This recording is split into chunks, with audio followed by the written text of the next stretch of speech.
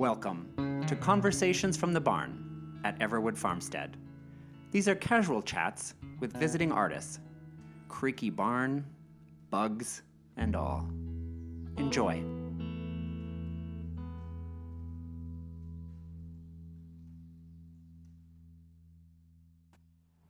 Hello, this is Chris, and this is Conversations from the Barn, and today we're here with David and Jeremy at the end of your retreat. Welcome. Hi, Chris. Thank you so much. You bet. How was your week? The week was, it was full respite, and it was wonderful. Oh, good. Jeremy and I travel through this world at a pretty fast pace most of the time. He's flying around the country on tour, and we both have kids at home.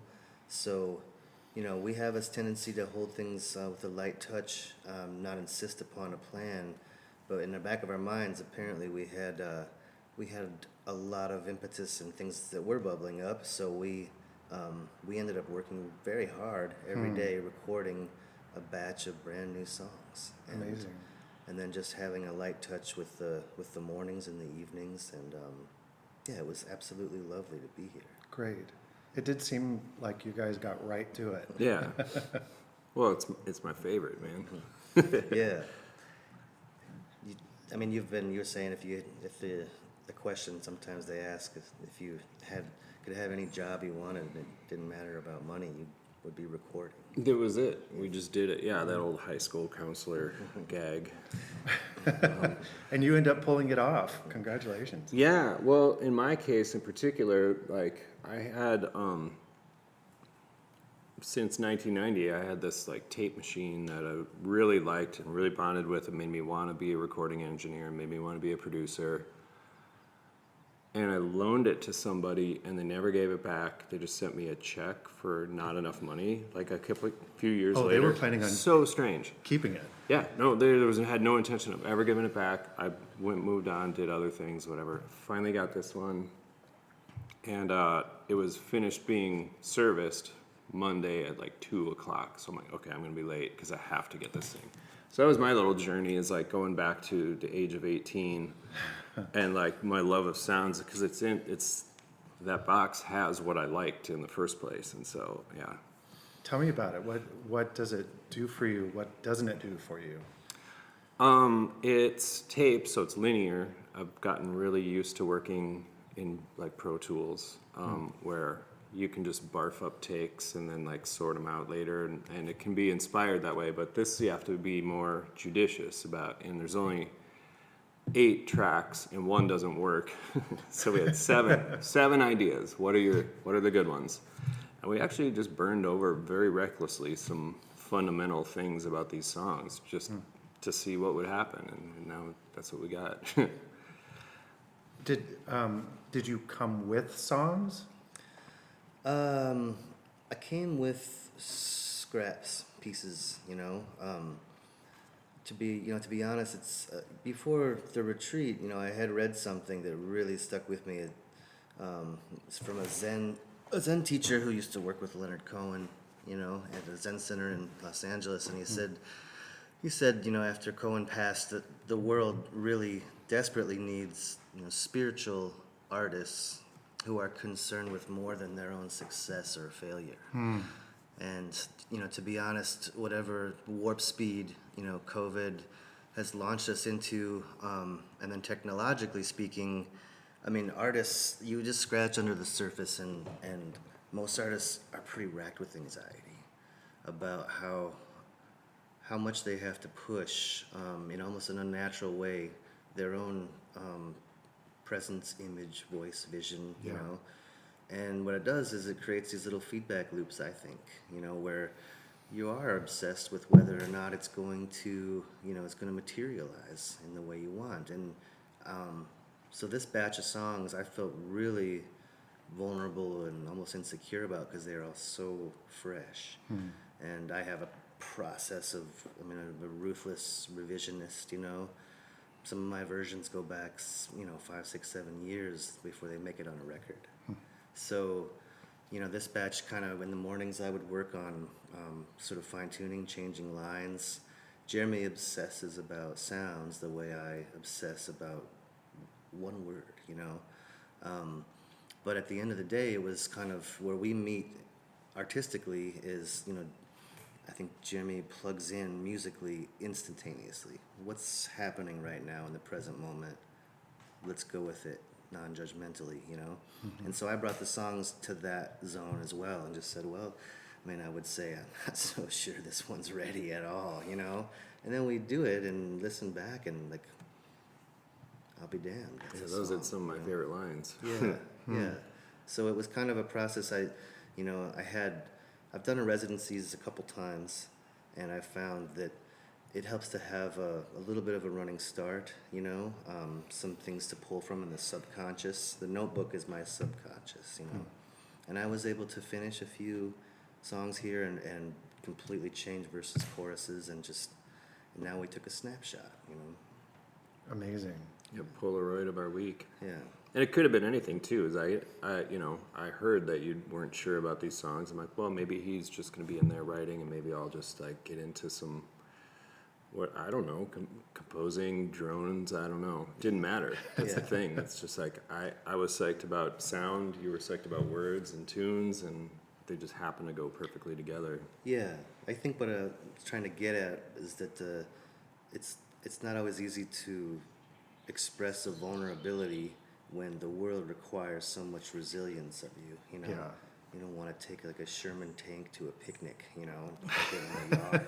It's like, so I think that spatially speaking, you know, you guys, a lot of folks want to help artists, and the skillful means that you have creating space, sort of the respect and the attention to detail, it facilitates in a way that is beyond just the intention of, like, you know, every space you walk into here feels like you're welcome there. And that's a big difference, I think, you know. That's great to hear. Yeah. Hey, you know Billy Crockett, my friend Billy Crockett. Yeah. I was at Blue Rock several years ago when David Wilcox was there, and we're talking about songwriting and the tender little baby that is the new song. And David's like, there's the day that you've got to bring it on the stage and kick it out there and say, okay, go get a job now. And it's heartbreaking and scary, but I feel we hear that from our artists a lot, that there's, you know, your job as the artist is to live in those edges, the humanity edges, and find the bravery for that and bring that to the center for us, help us find fresh language for it. But then you also have to market yourself and make a living and generate the thing. And it seems like that's always at odds, especially for musicians. We talk about it a lot, you know. We do. And I think it's a force of weight that crushes gentle spirits, you know. I mean, even during pandemic, we've lost a lot of artists who, even friends of ours, you know, people who just, like you said, companies that used to exist and now they don't. And it kills off kind of some of the strange flowers growing at the edge of the garden, you know. But I think, you know, like you say about the activism, and Jeremy and I find ways of plugging into other human beings in their projects, you know. I mean, I've done a lot of work with Honor the Earth, Winona LaDuke, indigenous communities in Minnesota, and, you know, Jeremy's literally supporting any number, dozens of artists and bands in Minneapolis, younger, across the spectrum of genres. So you do want to be of use, you know, not just to yourself. How do you, this has always fascinated me, how do you protect your heart in the process of revealing your heart? You can't do that. Well, I wanted to, like when you're talking about presenting a new song, there's doing it in front of an audience and being accountable for your thoughts and your ideas and your feelings. But this way was like, it was just the two of us seeing what's in there. I feel like that was like a real safe way to see what's happening. I don't know. I had a stretch of 3 days that was like a real, it was monumental in a way. I did like the Conan O'Brien show or some TV show. 3 days later, did a battle of the bands with a friend, and we didn't even come in the top 3 on a Sunday. So I'm like, well, I'm the same person. I did the exact same thing, which is play music with my friends. So that's about it. It's like, for me, it's like, if I can think about the sound waves I'm actually creating and like attaching my heart to that, I'm not dealing in words as much as David, so it's maybe simpler for me. And then you have your friends, and it can be that simple, you know. Community. Yeah, so like a need for like love from strangers, like that can kind of disappear in your love for each other and the sound you're making, you know. Elizabeth Gilbert has been talking about the concept of channeling, in that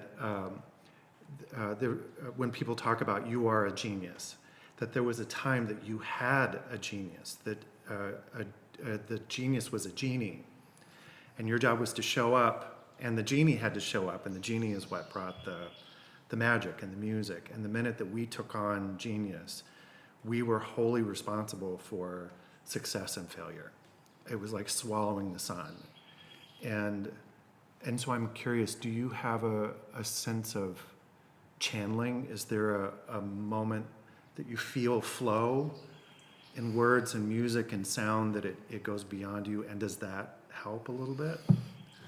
You know, ideally, I mean, I think, you know, if, for instance, you know, children write songs all day long, you know, they pull them out of thin air, and we get really precious about, you know, the impulse to create something and to sell it are pretty far apart.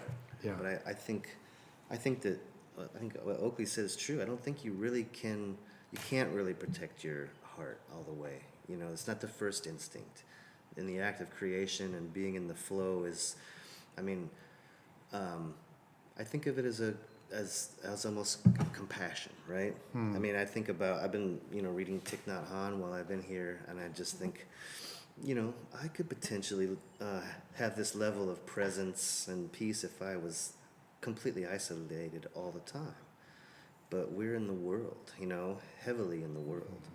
And so I think the flow state it's I see it as almost a Zen process. I see it as a continuous pulling yourself back to the moment, this gradual sort of deepening. And when you have 4 days in a place like this, you're going to settle, you know, like rock at the bottom of the pond or something. And I think, you know, if you go in there expecting that the trumpets are going to sound and the Hallelujah chorus you're going to be in this flow state, our expectations can be the worst enemy. Yeah, exactly. And I was going to add to, not to interrupt, but like about a year ago, I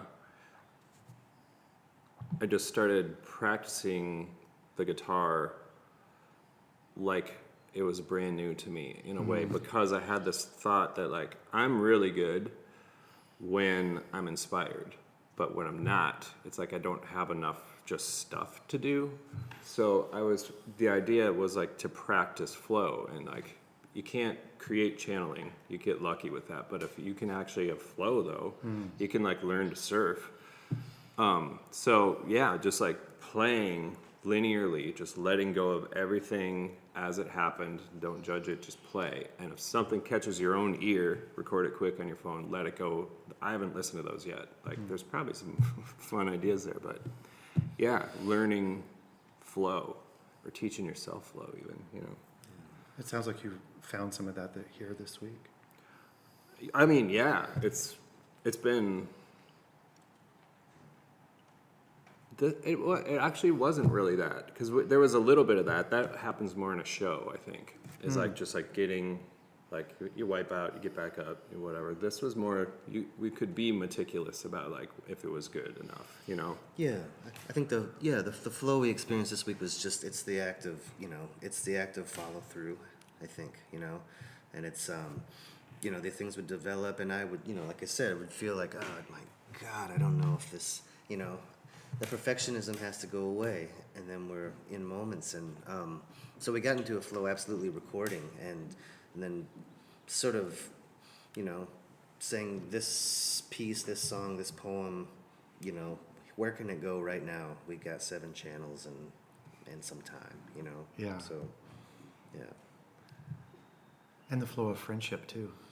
Yeah, Absolutely. it is a different flow. I guess I was thinking about just the way I, like in a jazz sense of like, or hip hop of just surfing the tune. There Yeah. was a little bit of that too, but yeah, you're right. Like getting to the other side of this different version of that. I have a question. Yeah. Do you feel like your relationship with each other like makes you more like in tune to something? Like, do you feel like your friendship and your bond and relationship with each other like in the moment is kind of essential to what you're creating? It absolutely is. I mean, you know, we've known each other probably 15 years, but we've only played together for about 3, if even, you know? Oh, really? And when we came, like we found ourselves kind of face to face at a certain point in time in life. My band had split up, and you know, Jeremy was between some projects, and I think it's more of, you know, when you're with somebody that you're comfortable with, you don't have to fill every empty space, you know. And that's kind of how we are. We the first thing we ever did together was, you know, 15 dates with Trampled by Turtles on the East Coast, which is quite a task for two guitar players in front of that audience, you know. But yeah, I think the friendship is essential, you know, and then that feeling of being supported by someone who has way different ideas than you do, you know, and the respect that goes there. Yeah, you got the real me this week. Those ideas are not always, yeah. We have a new interviewer with us. Bill Yo. Underwood is here. Hi, Bill. Hey, everybody. Hi. Good to see you. Nice to see you too. Did you learn anything new about each other this week? No. I did. Did you? Yeah, and learn how good you are at recording. I learned that it's just like I'm watching a magician. I mean, to bring the tape machine and then plug in, and it was almost like, you know, like, hey, we're going here, you know, and then just the flow of ideas. I mean, I think that was, you know, yeah, I learned just how proficient you are. Ah, Yeah, I wasn't surprised at how easy it was, is maybe what I'm thinking. sure. You know? Yeah, yeah. You had an intuition for that. I mean, everything we do, long drives, everything, Yeah. we got it figured out somehow. Yeah, and to find there was more songs there than I thought, you know, or there was something, and it was, I don't think, with the exception of 1 or 2 pieces, everything that we recorded this week sounds and feels totally different than what I've done in the past, you know, and that's part of us kind of working together on these from scratch, so. Yeah. I'm curious about this space because traditionally, you know, when you're in a recording studio, it's all about cushioning out all of the extraneous sounds, and you are in the raw here. What was that like? What did it add to the tunes, do you think? I mean, the dimensions of this place are all over these songs now. Yeah. The physical, yeah, just that sound. Yeah, I think, you know, I mean,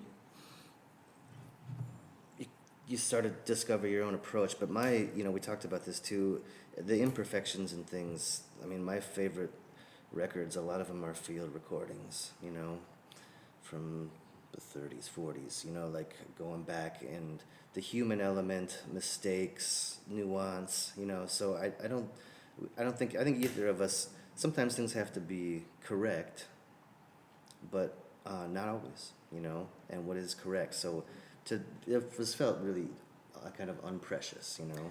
Yeah, I think breathing air from outdoors helps you forgive yourself for little flubs too, or something. Being a little hot, maybe, you know, Yeah. in the humidity. A bug or two. Yeah, Yeah. yeah. What sounds were tolerable and what sounds, as a bird now just chirps as I say that, but what sounds are tolerable and what sounds were not? None aren't. Yeah, there was nothing abrasive. It's all what we're. There's Yeah. been nothing abrasive in We're that just trying to whole report the time. news, man, from your space in this week. Yeah, you know. Yeah, your magic little, you know, the silo up there. I mean, there's so many beautiful sounds, and there wasn't anything that was a problem at There all. were some birds that were perfectly timed that didn't show up.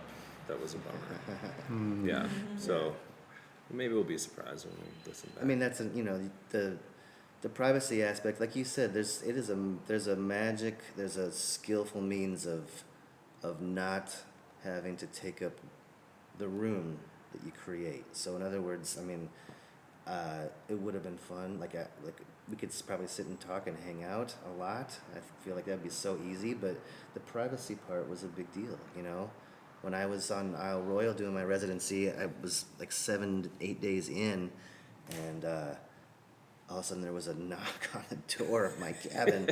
Like, I mean, I was out on a point. It wasn't even a trail to get there, and it was this German tourist who was lost. Hello, you know, and I literally almost fell off my chair, and I felt like Willy Wonka. Like I was like, "Good day, sir. Get out!" You know, I was like just infuriated, and now, you know, and I guess that's part of what it is when you're concentrating while trying to stay loose. It's like this, you know, no one and nothing rushed in to drive our agenda this week, you know, and that itself is a gift, because that will not happen anywhere else, you know.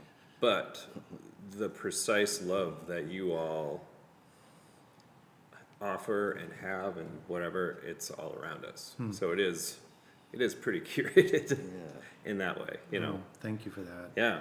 We've talked a lot about it, that it's kind of paying attention to what the artist needs, and we let you lead if you want to interact. That it's not about our agenda. It's not about of course it's about relationships, but it's like, this is sacred time. And there have been a couple of times with someone who's come through and an idea sparks up, or a business or something we want to explore, and we said, let's put this on hold. Put it on ice. This is your sacred time. If it's worth pursuing after, we'll pursue after. And more that feels critical. That, I mean, you both are dads and busy and out a lot, and so to be here and have this time is no small thing. Yeah, absolutely. And, Yeah. you know, and I'll say too, just in, you know, in full disclosure and honesty, it's like this, you know, it hasn't been a very easy couple of years, you know. Had our first child 2 years ago, and the stress of holding together and protecting that little boy from a pretty menacing current, you know, world. Yeah. Politically, you know, health-wise and stuff, it takes a really toll. And I just think the artist should never lose the, you know, the capacity to say, hey, you know what, like, things aren't going well right now, or things are kind of broken right now. There's a thing, I mean, you don't see it on Instagram very much. It's like, you know, I had a Pepsi and it was the best thing I've ever, you know. Changed my life. It's like everything has to be, you know, the projection of confidence that can be very hollow, you know. So this felt like a safe place for things not to be feeling all that great, you know, in the context of 2 years, and that's also a gift. You know? We have a question that we traditionally ask at the end of all of our podcasts, and so we'll ask you now, and that is, how have you experienced beauty today?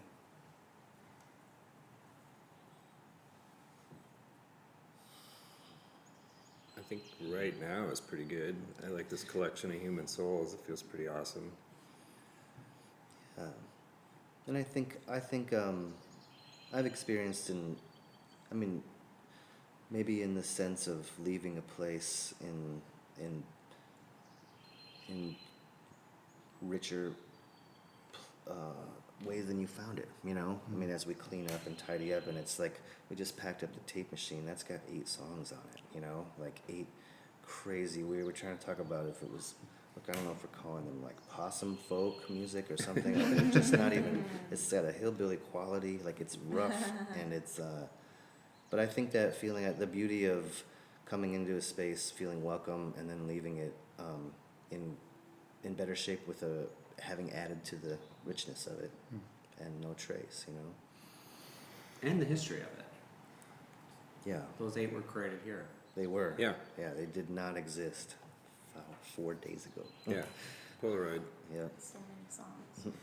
Well, the good news is it's on your tape deck, and they're also swirling around up there in the top of the barn. Yeah. Uh-huh. Yeah. Yeah, that's a good point. I always forget that I'm a part of it now. That's what our friend JT Bates said one time as I was leaving New York. I'm like, yeah, you know what, man? It's like I got a family. I'll just never be able to afford this place and whatever, you know. But I love it here. He's like, oh, you're a part of this.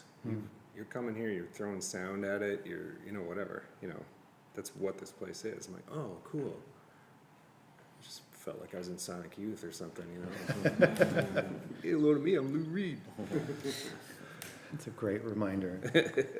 Thank you, gentlemen, Yeah. for saying yes Yeah. and showing up. Oh, thank you for the opportunity. Yeah, impossible opportunity. Yeah. Yeah.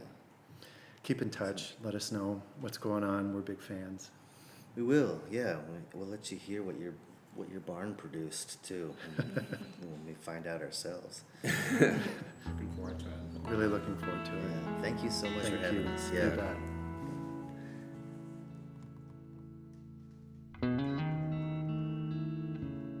Thanks for listening to Conversations from the Barn at Everwood Farmstead.